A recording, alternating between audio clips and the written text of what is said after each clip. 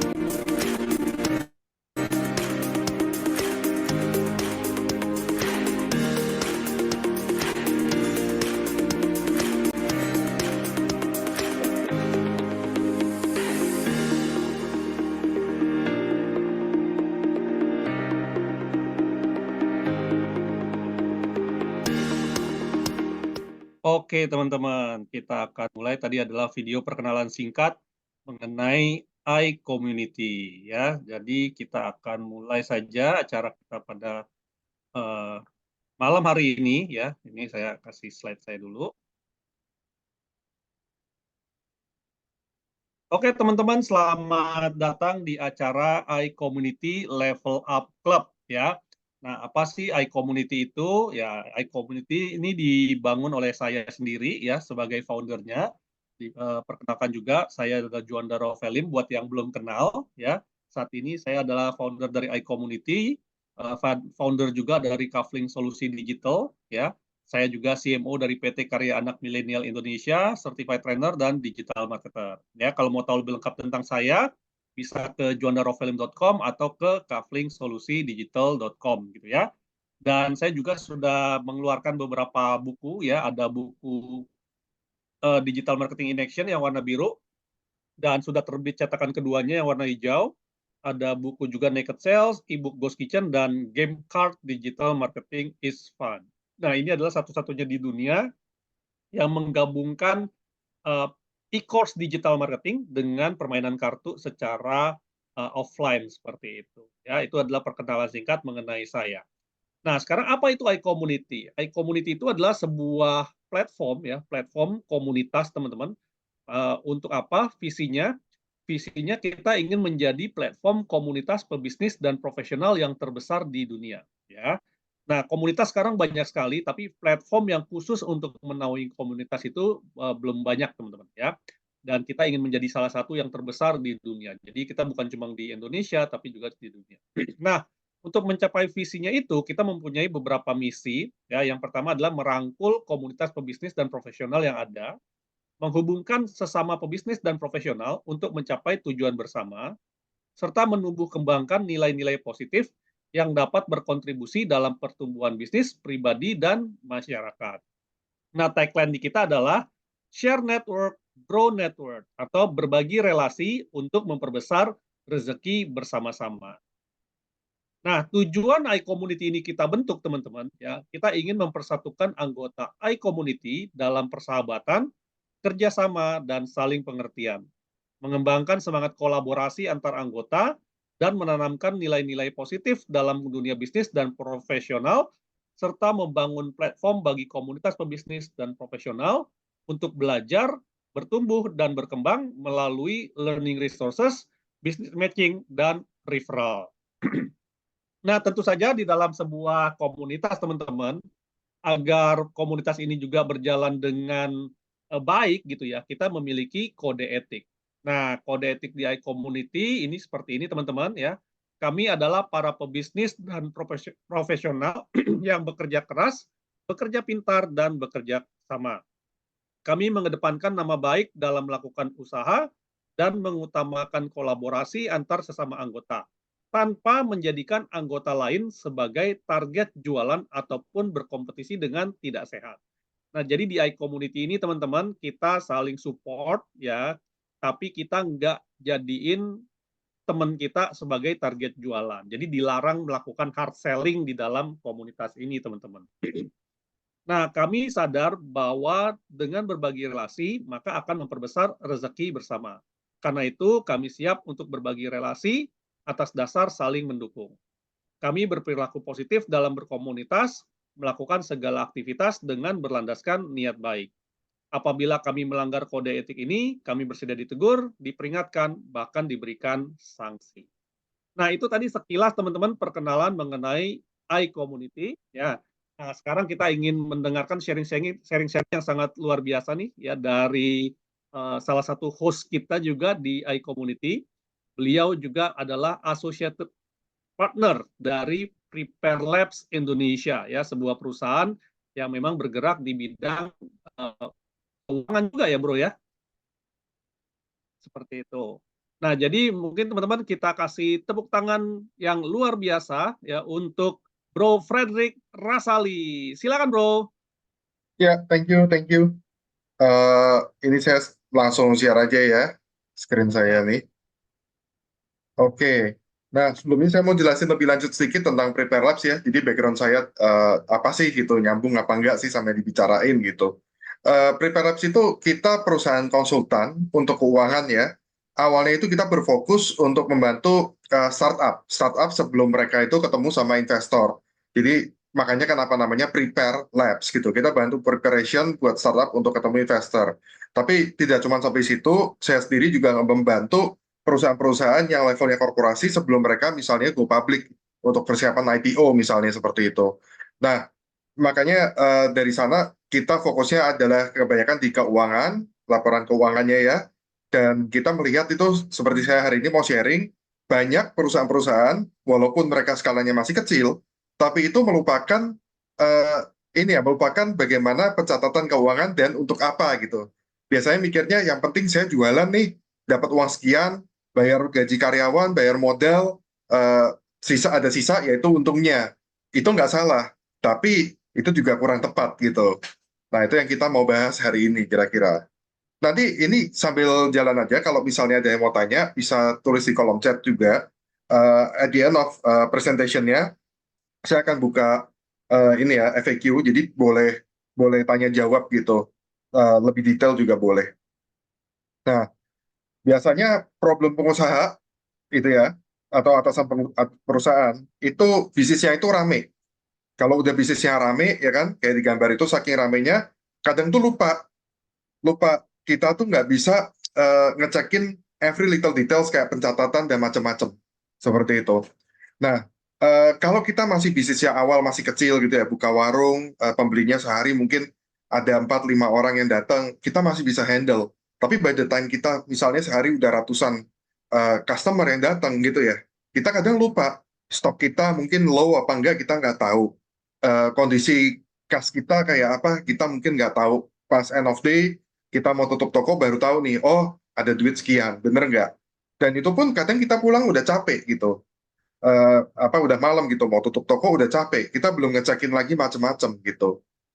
Sebagai atasan perusahaan juga sama, bisnis makin banyak makin rame kita itu terlalu terkecoh gitu ya, distracted sama apa banyak hal, misalnya ditawar apa untuk bisnis baru kiri kanan gitu ya, atau mungkin ada orang datang ke kita mau minta pendapat gitu begitu sebagainya, jadi kita tuh repot di situ. Yang kita cari itu apa? Ini gambar apa? Remote control, ya kan? Artinya, kita mau cari kontrol. Caranya gimana? Kita harus punya planning, organizing, leading, dan controlling. Ini istilah dari manajemen yang saya ambil. Artinya apa? Bahwa Anda kalau punya bisnis atau Anda seorang atasan perusahaan, awal mula Anda harus punya planning dulu nih dalam planning jangka pendek, jangka menengah maupun jangka panjang.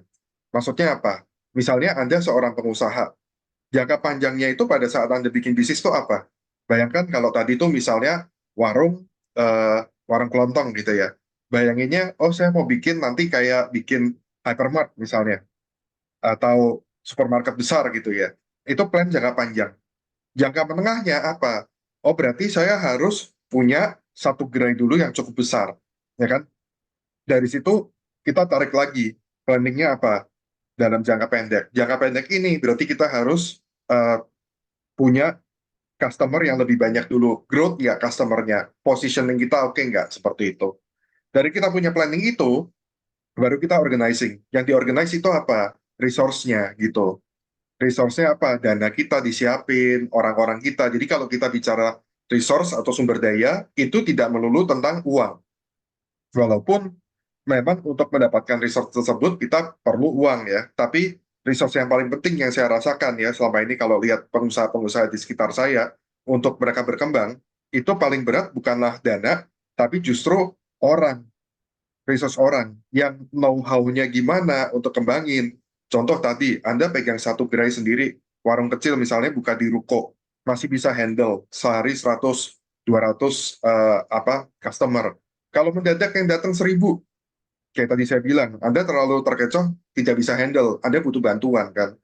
Nah itu kita penting untuk organizing resource kita, jangan sampai orang eh, yang kita hire gitu ya, kita salah kasih kerjaan sehingga tidak efisien dan akhirnya tidak sesuai planning kita.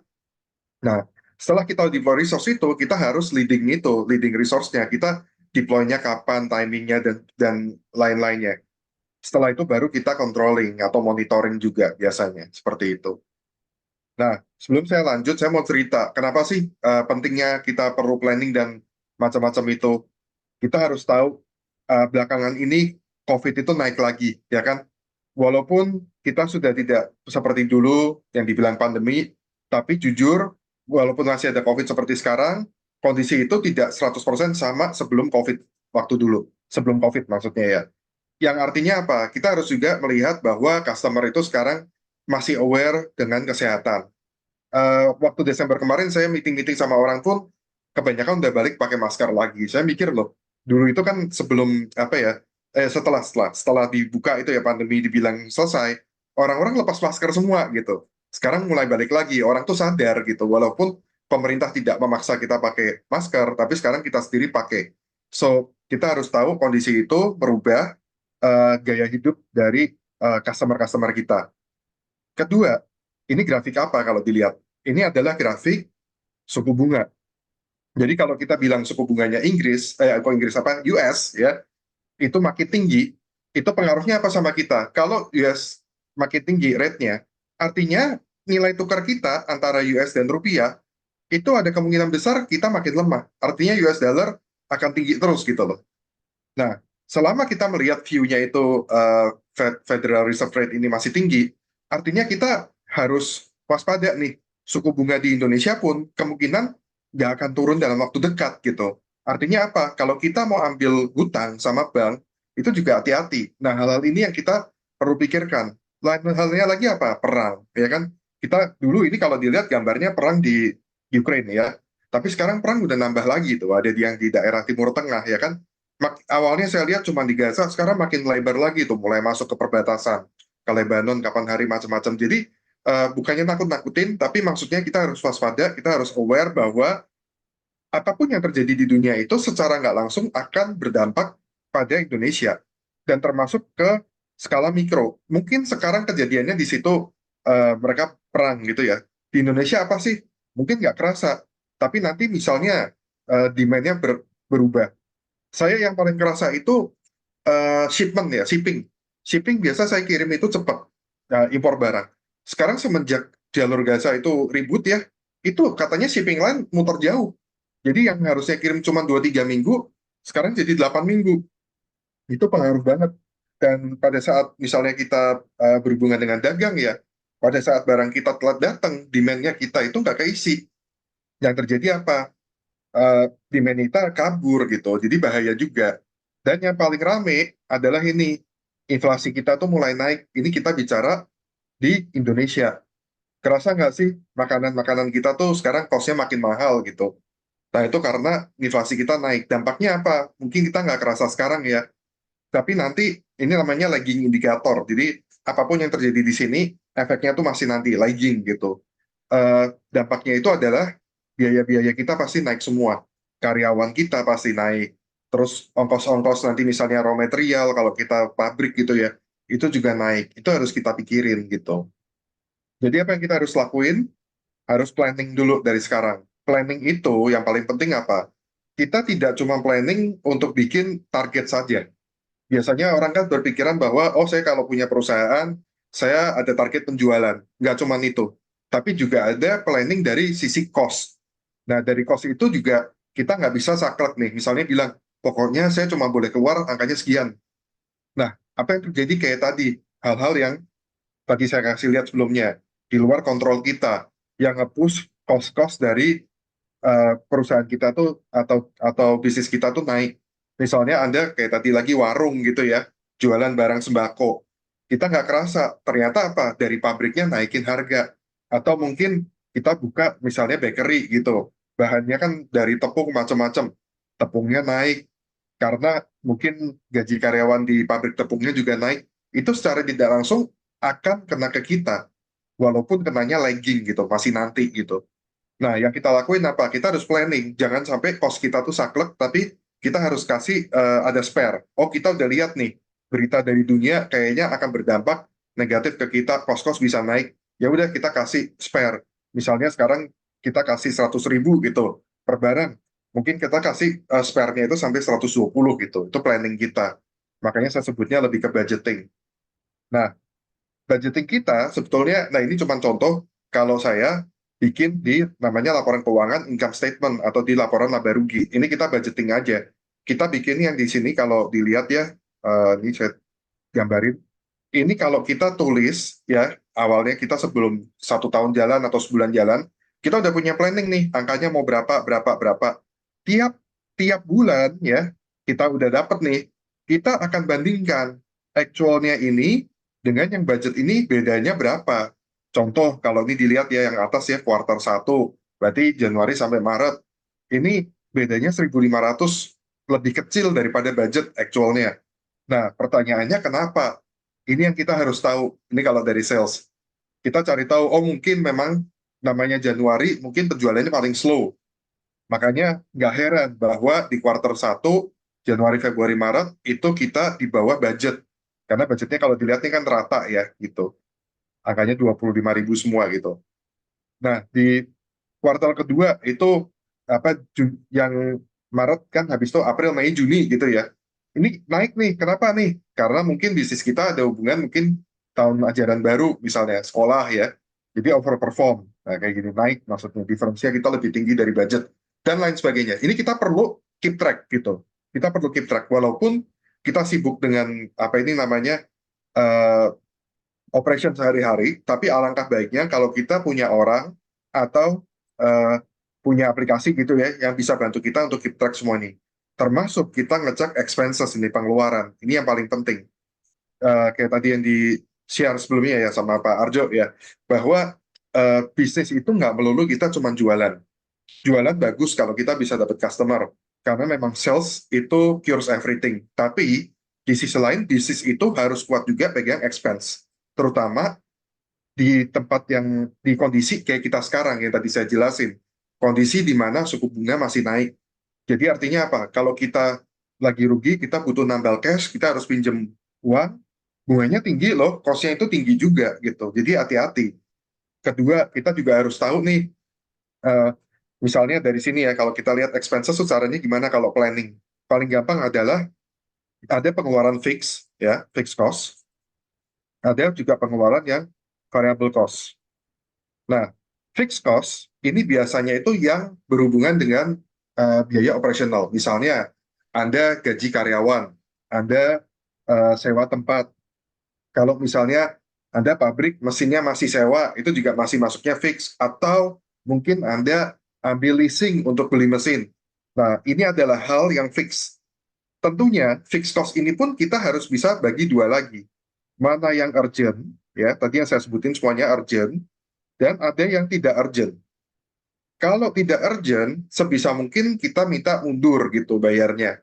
Contoh misalnya, contoh yang tidak urgent itu misalnya ada biaya marketing yang misalnya kita harus subscribe tiap bulan gitu ya.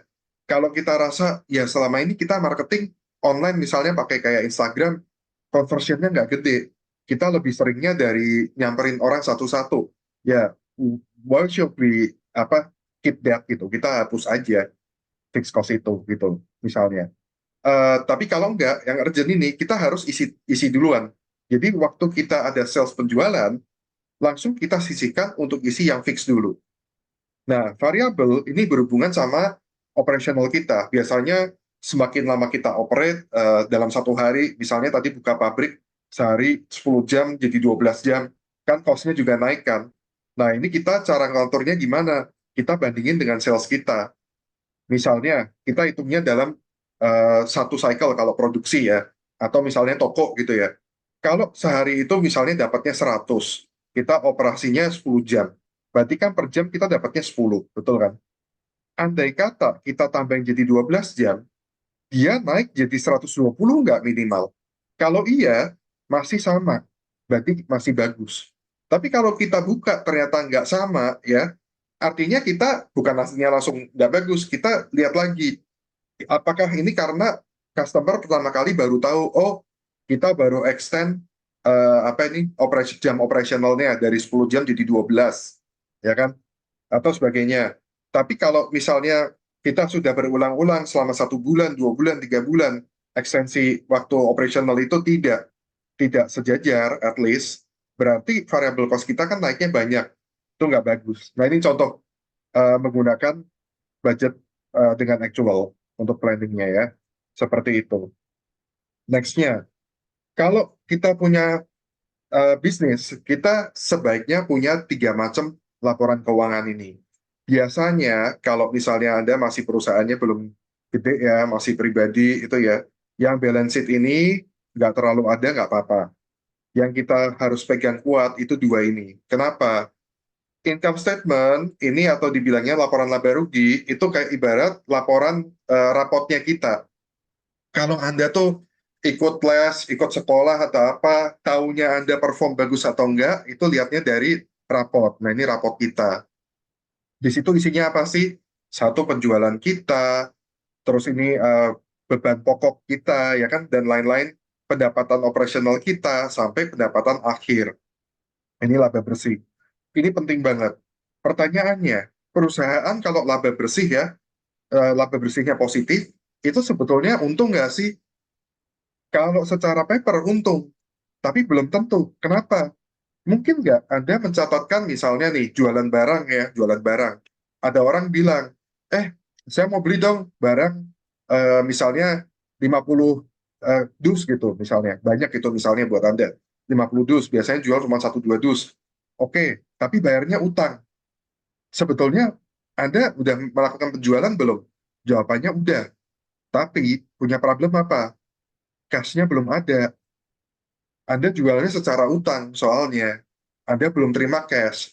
Padahal, ini perlu diingat, cash flow ini adalah arus seperti darahnya perusahaan kita.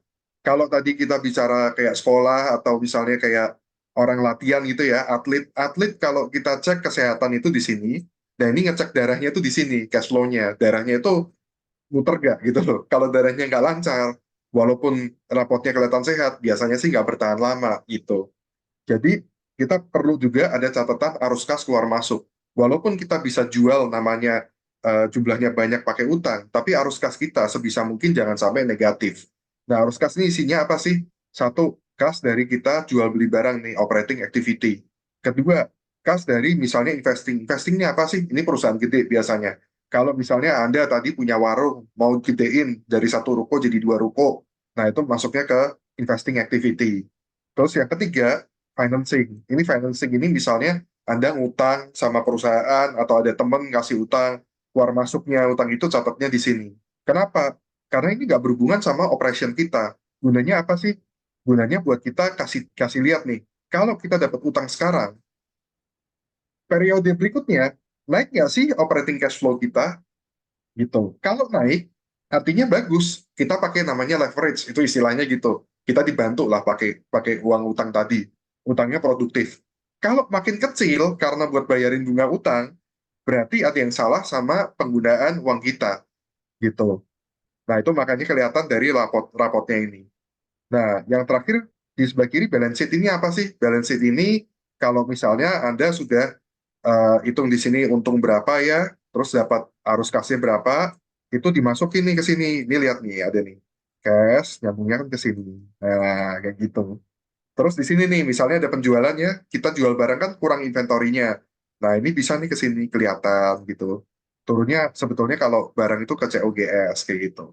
Ini contoh-contoh aja, ini cuma buat kita tahu. Ini berhubungan kayak tadi, Anda makin besar operation Anda gitu ya, punya punya warung misalnya makin gede, mau jadi kayak hypermart, inventory Anda tuh harus dicek juga. Nah ini yang susah nih. Karena banyak pengalaman teman-teman saya itu yang punya warung gitu ya, apa toko gitu ya, bukan warung lagi, levelnya udah toko, produknya ada ratusan. Begitu saya tanya, barang ini ada nggak? Kayaknya ada gitu. Dia cek dulu, nggak ketemu. Padahal di catatan dia tuh barangnya belum habis gitu. Nah, berarti ada masalah-masalah nih di sini. Entah diambil sama siapa itu namanya, mungkin yang kerja di situ, atau mungkin dia selip nih. Ada penjualan lupa dicatat, itu juga bisa kayak gitu.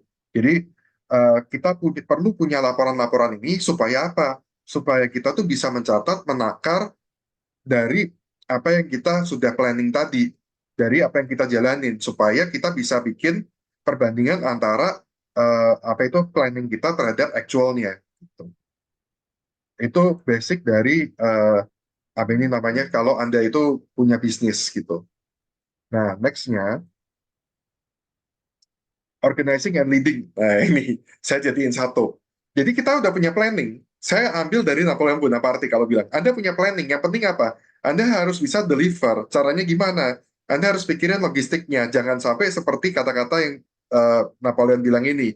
Amateur itu discuss taktik, kita mikirin taktik dagang terus, gimana jual ini itu.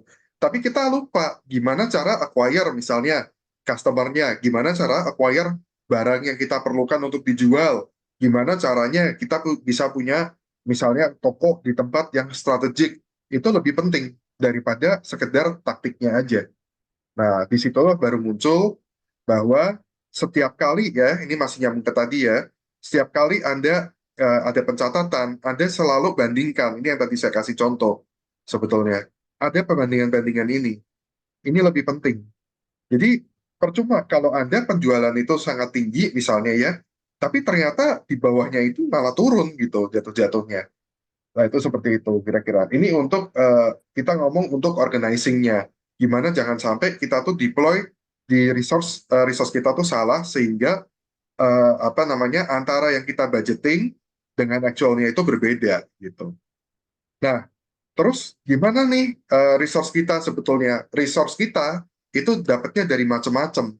Anda bisa dapat resource dari ya sebelah kanan ini, semua yang kita nggak punya nih awalnya, kita pakai buat, ini saya ambil dari luar negeri, makanya ada student loan. Di Indonesia nggak ada ya. Tapi intinya adalah, ini arus kas kita, jangan sampai kemakan 100%. Misalnya mau beli barang harga 100. Kalau kita keluar duit 100 penuh, ya kita habis langsung nol cashnya. Tapi kalau kita pakai ini, kartu kredit, ya, misalnya kita kalau mau beli rumah, kita nyicil, nggak langsung pakai cash kita, gitu ya, dan lain-lain ya, kita pinjam. Kita mau beli barang harga 100, kita pakai uang sendiri 20 misalnya. 80-nya dibayarin sama bank, misalnya. Berarti, sebetulnya kita bisa dapat 5 kali lebih banyak dari sebelumnya. Ini contoh aja ya. In reality kita tentu harus hitung cash flow kita cukup nggak buat bayarin ini tiap bulan gitu. Tapi ini contohnya, artinya apa? Kita bisa 5 kali lebih banyak. Hasilnya apa? Hasilnya akan nambah di aset kita, barang kita. Ini pribadi ya semua. Tapi kalau tadi saya contoh di apa toko itu misalnya inventorinya yang naik atau mungkin cash-nya kita naik, jadi operation kita makin lama seperti itu. Jadi lebih arahnya tuh ke arus kas. Nah ini yang saya maksud dengan deploy resource yang bijak gitu. Jadi kita nggak pakai 100% langsung, tapi kita pakai duit kita cuma 20, mungkin misalnya sisanya 80 kita ambil dari bank, contohnya gitu. Tentunya hitungannya nggak sesimpel ini, tapi ini hanya contoh buat kasih ilustrasi. Ya, kira-kira seperti itu untuk apa gambaran dari ininya ya, urutannya. Silakan kalau ada pertanyaan, diskusi apapun yang berhubungan dengan keuangan, saya open sekarang.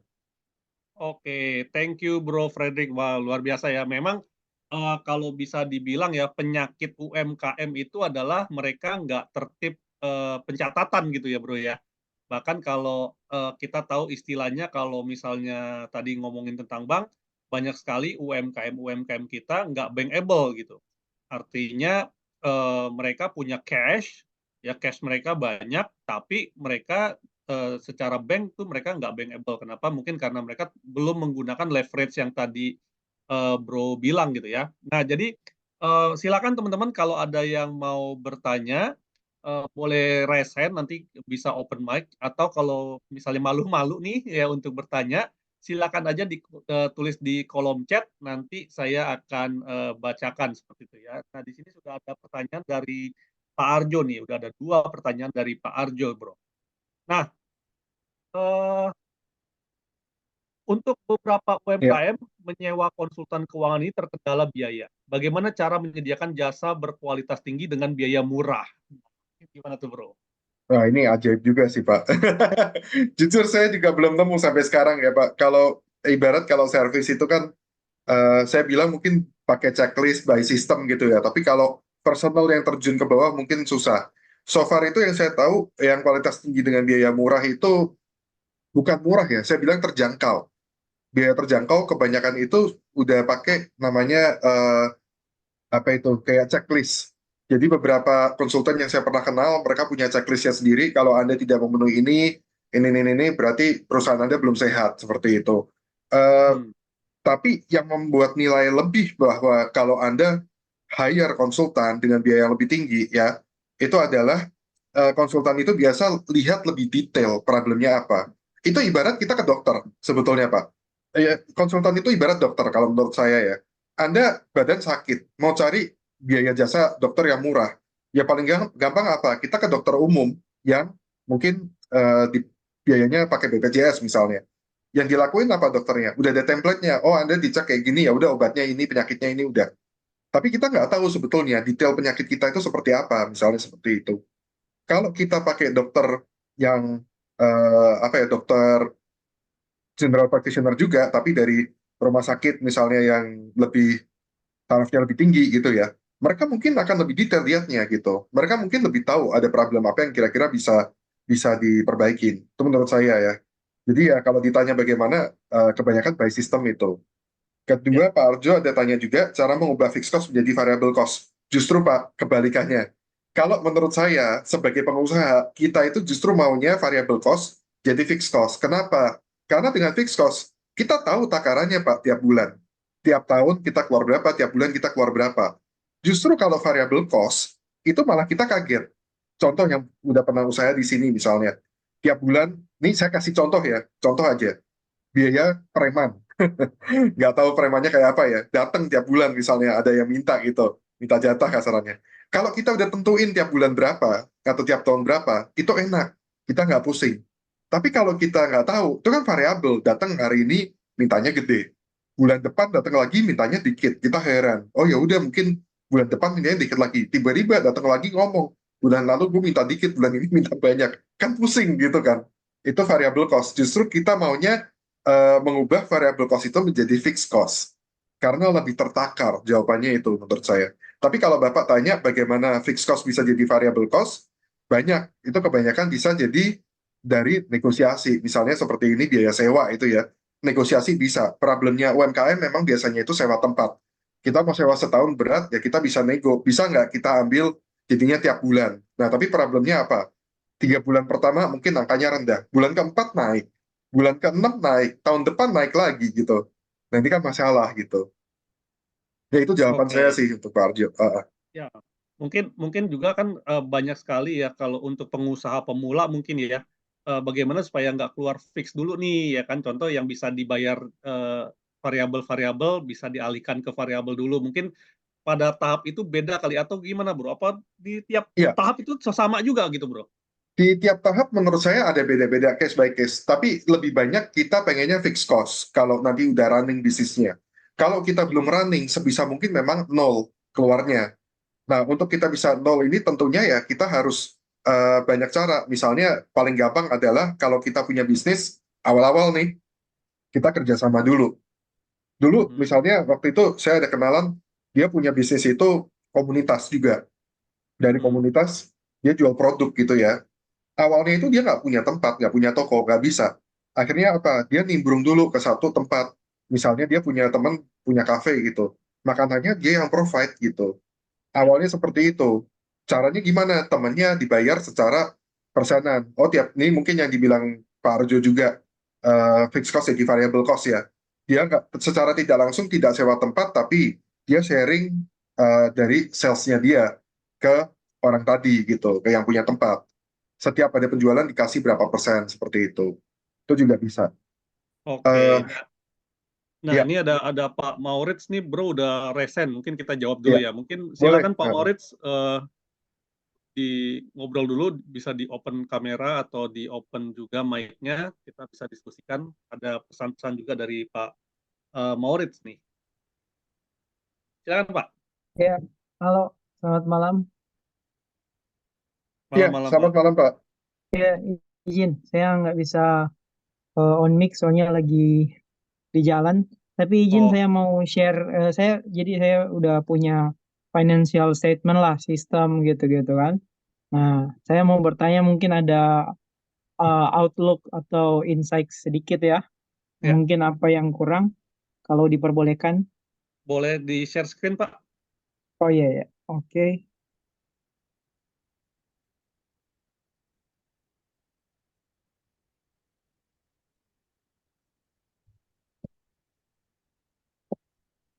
Hmm,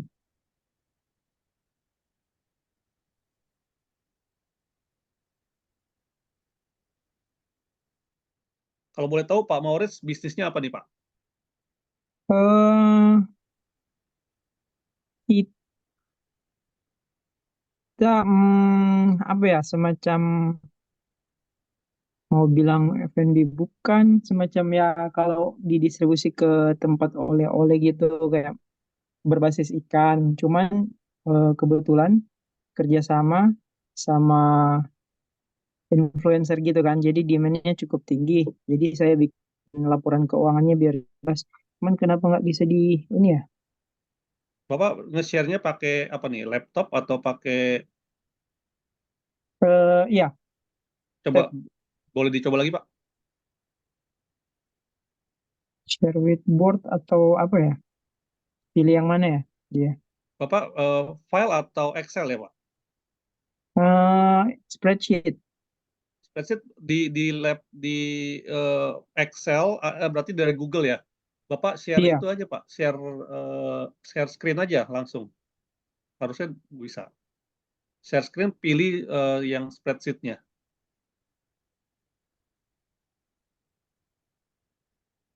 oke.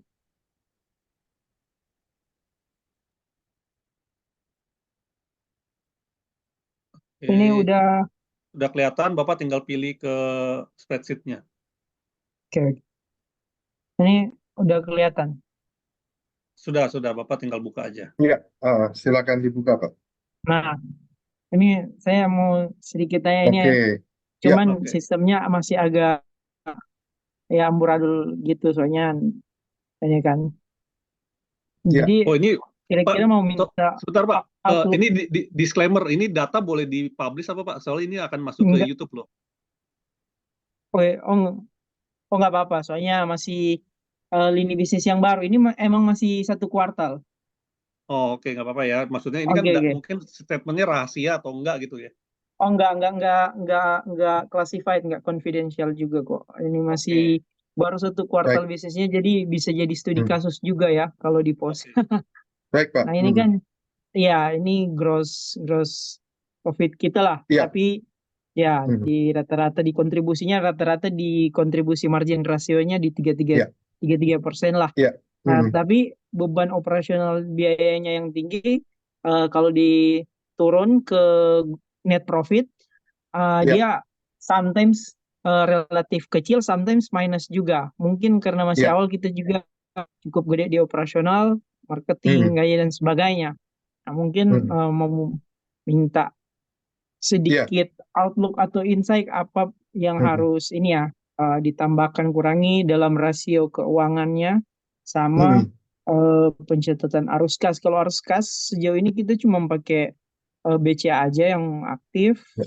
sama eh, General Cash sama Petty Cash. Kalau Petty Cash Hmm. ini dipegang sama karyawan, jadi untuk kebutuhan operasional di rumah produksi kami kan cukup Ya, setiap hari pasti ada belanja-belanja gitu kan. Iya, Jadi betul.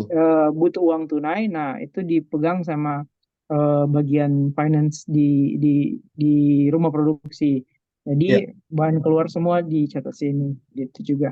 Jadi cuman iya. ini aja, nah Hmm. gitu doang. Mungkin ada outlook apa yang harus gitu Ya, ditambahkan. rasionya ya Pak. Iya Kalau rasio atau apa, misalnya hmm, kalau kalau hitungin apa ya, eh operating profit marginnya dia hitung dari mananya?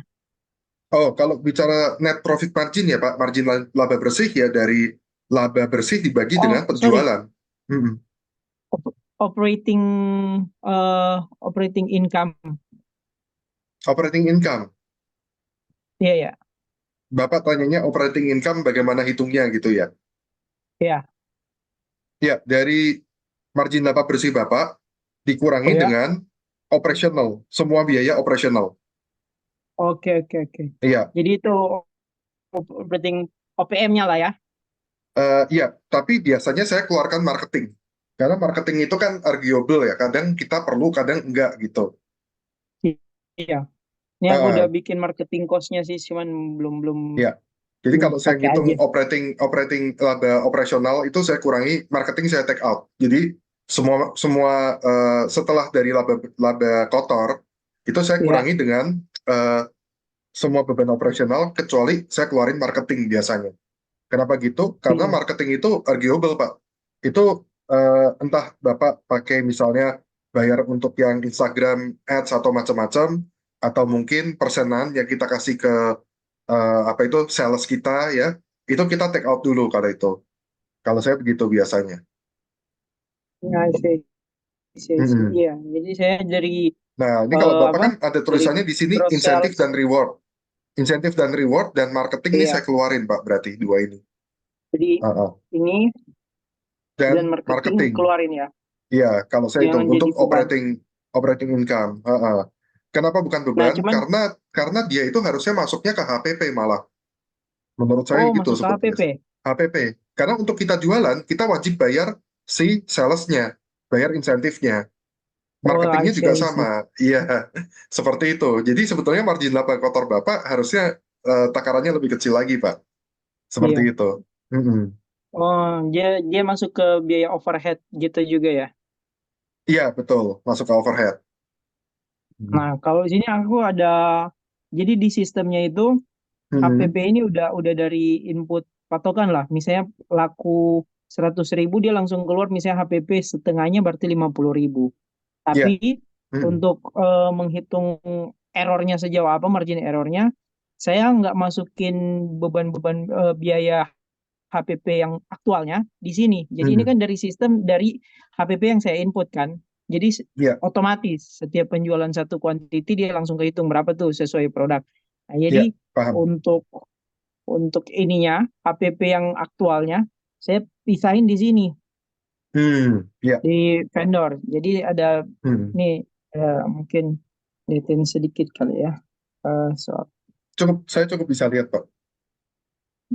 uh, nah biasa di biaya sini Hmm. gitu kan. Iya, Tapi nggak betul. masukin biaya di vendor.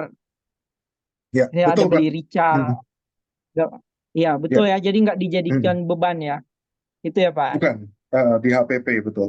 Hmm. Iya biar saya bisa ngelihat aktual sama budgetnya gitu. Nah, betul. Jadi yang Bapak lakukan Ada itu, selisih. Iya, sering nah, iya. selisih 7 Hmm. sampai 8 misalnya. Ya Hmm. contoh ini Januari ya. 1 Hmm. Januari lah. Misalnya Hmm. ini HPP 4 kan. Kalau Hmm. kita lihat belanja kita di Januari itu, Hmm. oh bukan, coba kita ambil yang udah ini deh, yang kemarin Desember. Ya, Desember. Ah, menarik ini. Desember. Apa-apa ya Kak, anggap studi kasus. Iya, nggak Ya, apa-apa, nah, Pak. nah Jadi ini yang kan lain langsung belanja tahu HPP praktik. iya. Hmm. Ini di Desember kemarin Ya, eh, kita belanja HPP-nya segini, ya, 38. betul. Hmm. Kalau kita lihat secara aktualnya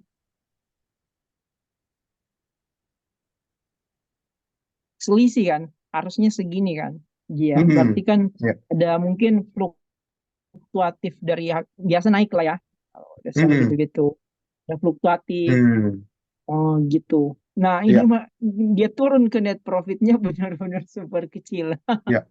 Tapi gini Pak, kalau menurut saya itu net profit kecil ini nggak masalah, persentase itu nggak masalah, selama yang penting itu kayak tadi saya bilang, kalau kita cuma terpaku di satu laba rugi saja ya Pak, kita harus Iya, melihat juga arus kasnya, sebetulnya arus kas kita naik nggak gitu. Kalau iya betul. yang Bapak lakukan itu sebetulnya kan teknis pencatatan. Nah, teknis Iya, pencatatan ini memang apa ya? Kalau secara akuntansi itu yang betul seperti ini misalnya. Tapi di sisi lain Bapak cuma melihat sebetulnya esensinya apa sih yang bikin saya tuh misalnya untung atau enggak gitu. Tapi iya. faktanya perusahaan Bapak sebetulnya untungnya memang 1,59% enggak dari penjualan pada saat bulan Desember. Kalau Bapak hitung Eh, misalnya. Kalau hitungin apa ya, return Iya, on equity ya, modalnya sih bukan naik Pak, dari arus bukan Pak. kas.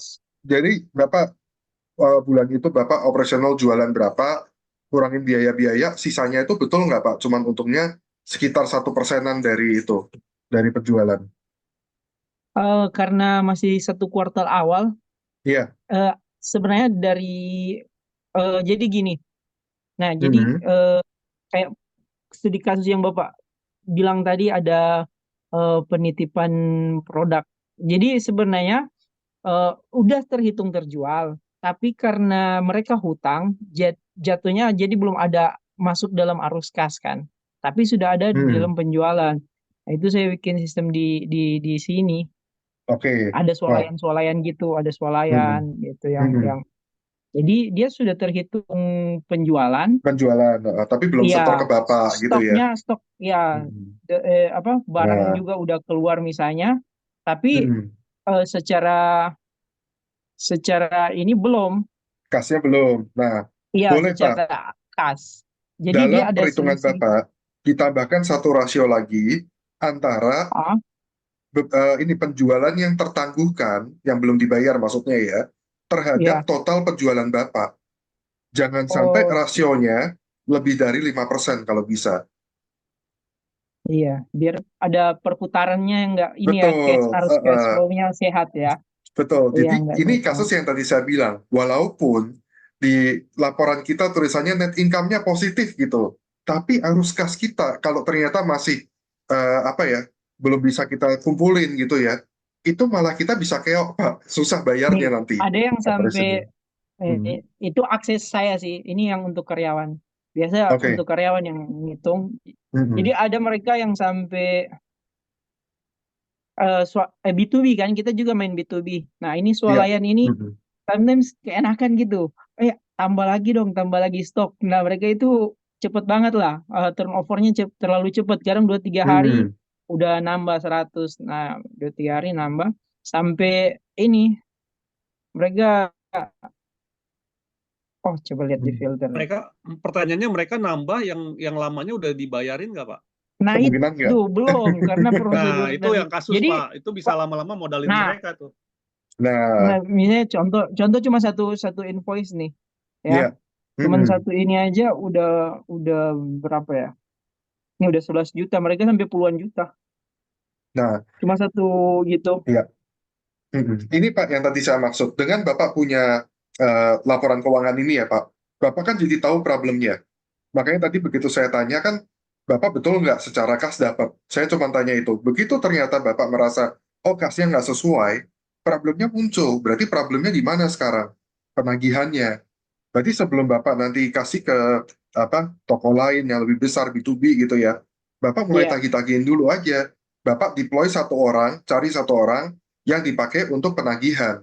KPI dia mungkin saat ini adalah keep supaya persentase antara dana yang harusnya masuk terhadap penjualan itu cuman bedanya 5%.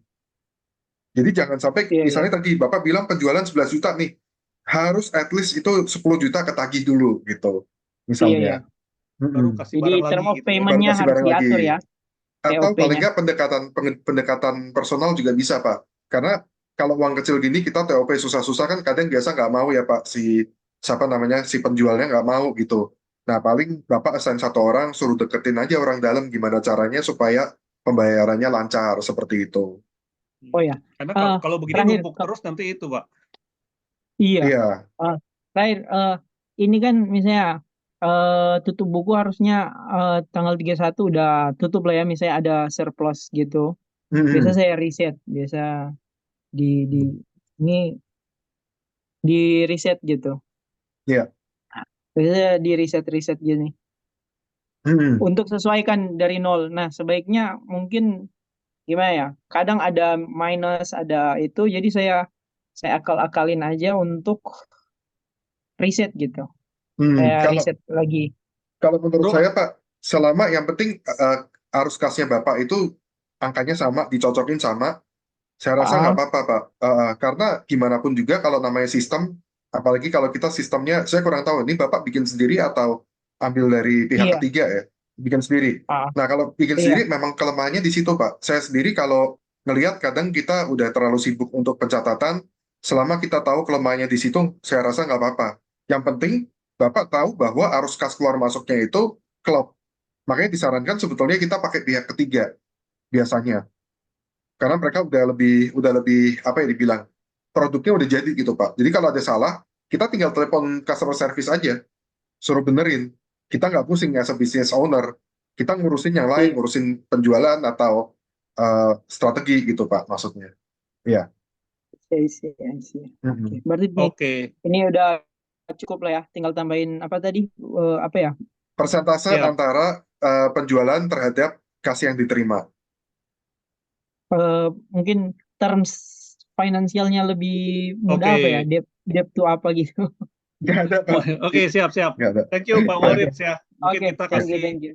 kesempatan Iya, juga Ya. buat terima kasih yang yang lain. lainnya. Nanti kalau Thank you, misalnya thank you. nanti ada mau lebih lanjut dengan Bro Frederick, mungkin nanti bisa pakai jalur pribadi gitu ya, Bro ya. Nanti Boleh, bisa boleh. diskusi kalau Mhm. ada apa-apanya silakan didiskusikan langsung masing-masing. Ya. Iya, Nah, Pak boleh, Arjo boleh. tadi ada mau memperjelas pertanyaan yang tadi kali. Silakan Pak Arjo. Iya, jadi tadi saya juga di chat tulis gimana misalkan saya ambil contoh gitu ya, mengubah tagihan misalkan tagihan listrik, biaya sewa toko itu menjadi aset. Jadi dengan kita mengeluarkan uang itu bukan cuma sekedar dalam neraca itu sebagai pengeluaran, tapi juga dalam bentuk Oh, pemasukan paham. aset itu. Apakah ada caranya seperti itu? Eh, Itu dan kemudian dari semua ulasan ini ya itu kan mungkin untuk beberapa orang terutama yang cuma sekedar punya warung atau usaha kecil itu kan rumit ya gitu. Tadi Excel itu kan angka-angkanya banyak gitu kan. Sedangkan sebagian besar warga kita itu jangankan yang begitu Pak, baca judul aja salah gitu. Jadi kalau tantangannya seperti itu, bagaimana kemudian supaya jadi lebih sederhana dan langsung bisa kelihatan hasil sisi plusnya. Jadi dengan melakukan A gitu, oh ini saya dapat keuntungan B, C dan E gitu kan. Karena kalau orang-orang menengah ke bawah itu yang usaha-usaha kecil itu mereka nggak mau pusing Pak soal kayak gini. Jadi maunya yang langsung cepat-cepat aja, yang langsung instan, langsung kelihatan hasilnya gitu. Karena itulah menurut saya seni jadi konsultan keuangan ya, karena dari yang rumit tadi itu menyederhanakan sehingga jadi lebih menarik, jadi bisa lebih menarik banyak klien, lebih banyak orang yang dari usaha-usaha kecil ini lebih banyak yang tertarik untuk menggunakan konsultan, jasa konsultan gitu. Karena kalau bahasanya terlalu tinggi gitu, apalagi biayanya tinggi, mungkin mereka juga aduh nggak punya duit deh gitu. Makanya tadi saya juga kirim pertanyaan kan, ini gimana caranya supaya bisa menawarkan jasa konsultan keuangan, konsultasi keuangan yang kualitasnya tinggi tapi biayanya terjangkau dan membuat orang-orang ini masuk Bro. akal kalau mengeluarkan segini dapatnya apa gitu. Itu ya pertanyaan saya, Pak. Terima kasih. ya, ya. Intinya kalau mempersimpel ya seperti yang tadi saya bilang, kita cuma keep dua aja Pak yang penting. Satu itu kita tahu penjualan kita berapa, ya, ada utangnya berapa itu kita catat sama pengeluarannya berapa. Yang kedua, itu catatan keluar masuknya arus kas kita. Jangan sampai kayak tadi yang itu contoh betul-betul yang saya tadi pengen kasih tahu. Kebetulan muncul gitu ya tadi di contohnya, di mana kita penjualan cukup besar, ya, kita sebagai business owner merasa, oh enak nih kita jualin, tapi arus kas kita tuh sesek gitu loh. Cuman itu aja sih kalau bisnis kecil. Jadi jangan sampai kita terpaku cuman di penjualan, kelihatannya mau jual utang, jual apa, Yang lebih penting tuh arus kasnya aja, keluar masuknya gimana gitu. Terus untuk tadi masalah cost supaya rendah gimana? Ada banyak cara. Jujur, saya sendiri juga pelaku bisnis. Awal saya mulai, sebisa mungkin fix cost saya rendah. Dalam arti apa? Saya buka kantor awal-awal, sebisa mungkin saya nggak pakai kantor dulu. Nggak sewa dulu, nggak mahal. Atau saya join forces dulu aja sama teman yang udah punya kantor. Saya nempel situ dulu, itu juga bisa. Kalau Anda punya bisnis sendiri yang lain, misalnya jualan barang, seperti yang tadi saya bilang juga, karena saya juga jualan barang. Kasusnya adalah saya nempel dulu satu toko lainnya lebih gede, saya titipin barang saya, konsign ke mereka. Tapi bedanya apa? Saya hadir di tempat itu setiap hari Sabtu dan Minggu. Karena Senin sampai Jumatnya saya kerja biasa, Sabtu Minggu saya kosong, saya pakai untuk di situ jualan barang. Akhirnya apa? Lama-lama tiap kali ada penjualan, makin lama muter makin gede punya customer, barulah saya bisa bayar fixed cost yang misalnya toko gitu, tempat sendiri. Itu contohnya. Nah, kalau tadi di luar itu, Pak Arjo nanya, gimana caranya yang pengeluaran tadi ya, harusnya pengeluaran bisa jadi pendapatan. Saya juga pernah lihat ada bisnis model yang menarik punya teman saya juga. Dia itu punya hobi jualan makanan. Daripada dia pusing cari tempat, dia nyari kayak pujasera gitu, dia sewa sebanyak-banyaknya, tapi habis itu dia sewain lagi ke orang lain dengan biaya lebih tinggi. Hasilnya apa? Untungnya nih spreadnya antara dia nyewa awal sama orang yang berikutnya ngambil itu ya, ada spreadnya tuh. Misalnya tadi sewa sebulan setahun lah 20 juta misalnya, dia jual ke orang 25, dia untung 5 juta. Begitu empat tempat dia udah keambil, dia buka sendiri udah tutup modal. Nah itu contohnya. Jadi ada yang kayak gituan, cuman ya balik lagi, ngelihatnya apa, resource-nya adalah kita sendiri, kitanya repot nggak? Kalau kita waktunya udah habis buat kembangin bisnis kita, ngurusin hal yang kayak gitu kita belum tentu bisa gitu loh. Tapi kalau Anda punya waktu, punya tenaga buat ngelakuin itu, seperti yang tadi saya bilang, ya why not, bisa juga dilakukan seperti itu. Kira-kira Iya. itu sih Pak Jadi Arjo. Hmm. sebagai pengusaha kita mesti pinter-pinter gitu ya, Bro ya. Iya, namanya bootstrapping istilahnya. Iya. Oke, oke. Semoga menjawab ya Pak Arjo ya. Oke. Iya, terima Nah, kasih, Pak. dari teman-teman yang lain, apakah ada yang masih mau bertanya nih? Ya, ada yang mau bertanya, silakan bisa raise hand atau ditulis di kolom chat gitu ya. Oke, kita tunggu mungkin satu atau dua pertanyaan lagi ya teman-teman ya. Apakah masih ada? Kalau tidak ada yang bertanya, saya coba izin untuk melanjutkan dulu penjelasan tentang iCommunity. Selanjutnya nanti mungkin Bro Fredrik bisa disiapkan mungkin closing statement Bro ya, kalau misalnya memang sudah tidak ada lagi yang bertanya gitu ya. Oke, saya lanjutkan dulu ya teman-teman.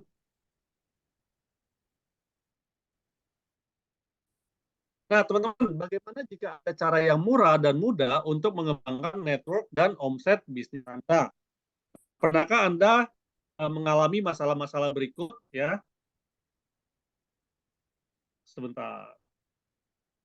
Nah, pertama tidak memiliki network yang tepat untuk mengembangkan bisnis, kesulitan dalam mencari relasi bisnis, atau kehabisan daftar nama dalam memperkenalkan bisnis dan produk Anda.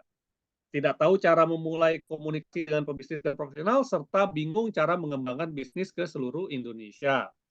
Nah, jika pernah masalah-masalah di atas, maka Anda dulu Anda sendirian. Di atas juga tidak ada sebagian besar pebisnis, teman-teman.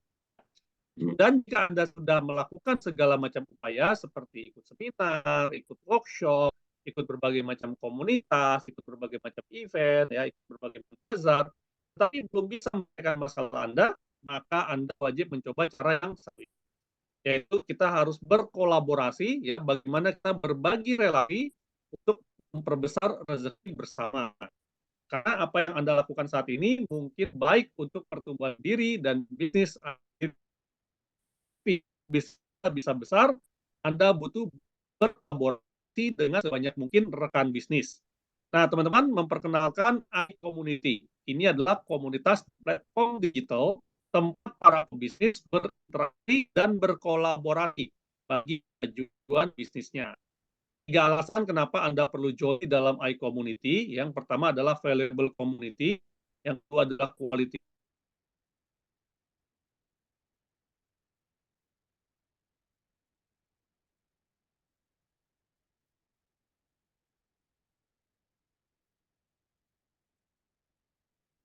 Oke, sorry putus. Saya lanjut lagi ya.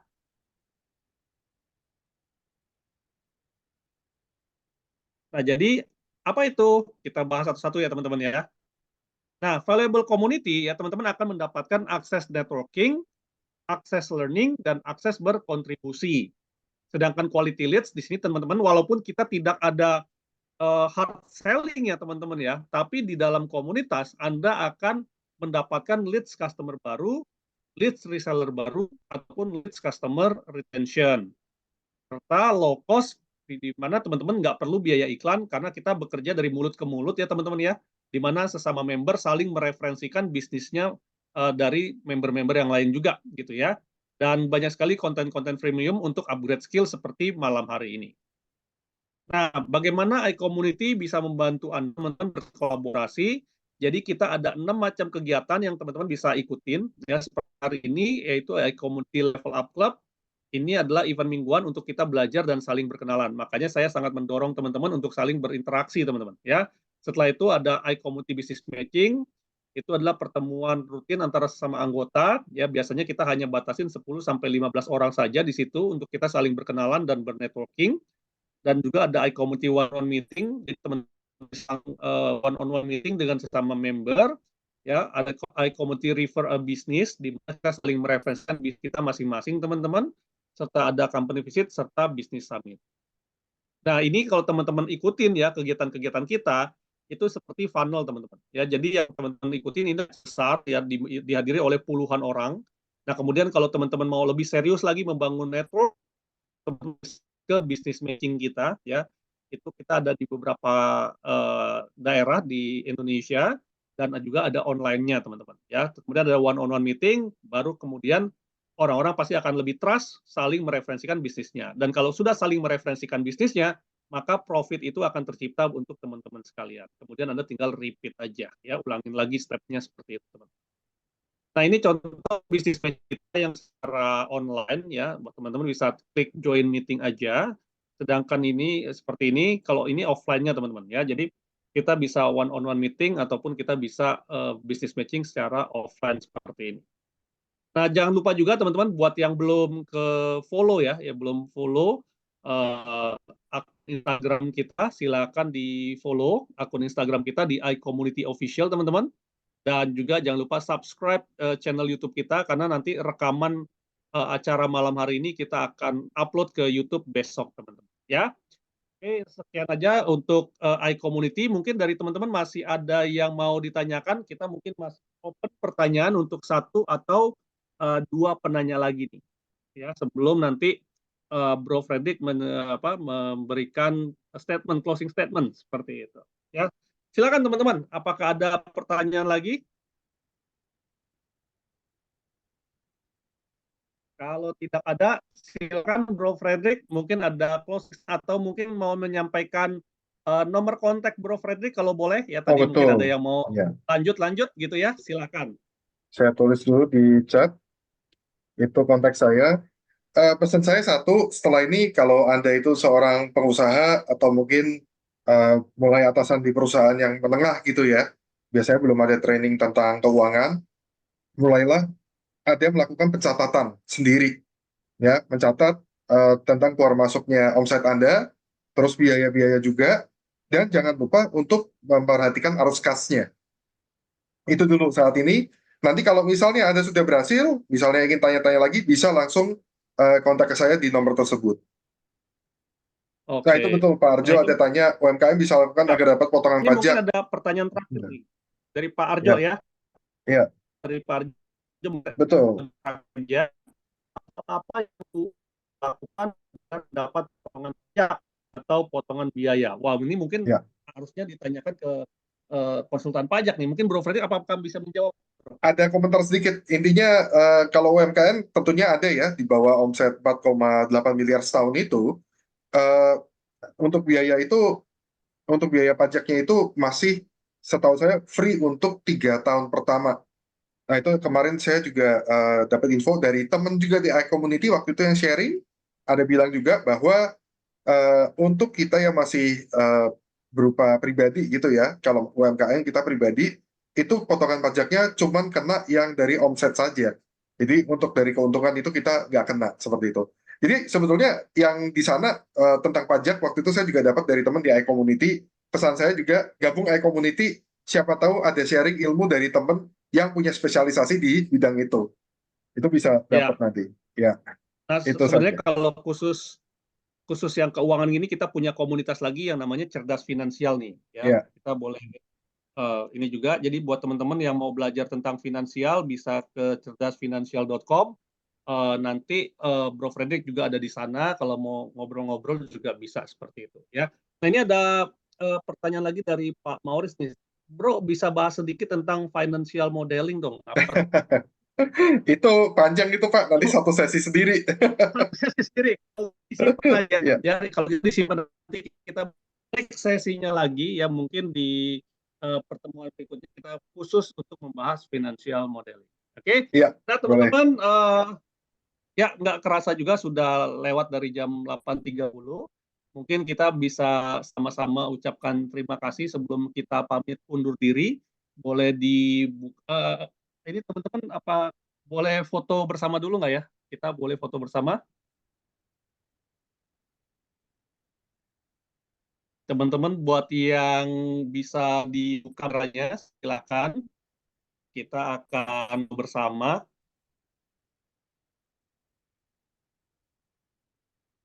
Oke, ada lagi yang mau buka kameranya? Oke ya, saya akan foto 3, 2, 1. Aduh, sebentar, jangan chat dulu ya. Ini jangan chat dulu, jangan chat dulu. Oke, 3, 1. Sebentar, saya ceprek.